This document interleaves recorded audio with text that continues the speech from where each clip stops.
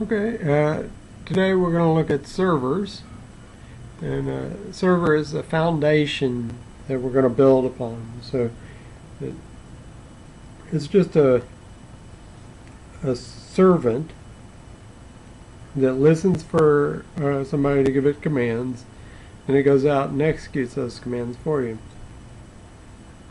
A lot of times when we're talking about a server, we're talking about the physical hardware. But we're more interested in the software, and there's many different types of servers. There's at the most basic level, there's the server operating system. Then this is your Windows 2000, Windows 2003, 2008, and so forth. The next layer up, you have web servers, and what we're interested in here is ASP.NET Development Server when we're in the development environment, and IIS, Internet Information Services, when we're in the production environment.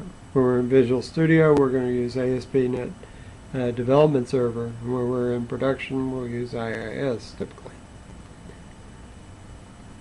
File servers, an example of this is SQL Server, but there's also Oracle and so forth.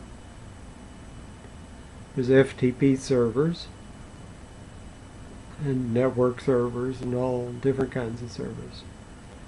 But basically what a server is, it's just something that sits there listening, waiting for somebody to give it a command, and then it goes out and performs that command. Return something to you. Typically listens at a socket or a port. Now we're going to start with the most basic type of server, the server operating system. The server operating systems reside in your Windows folder on your hard drive.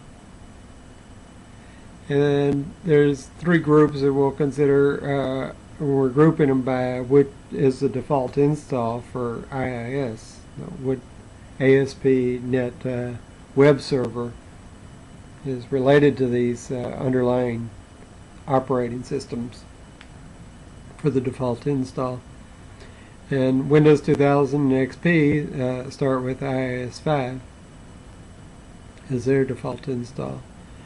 Windows 2003 and Vista start with IIS 6, and Windows 2008 and Windows 7 start with IIS 7 as the default install.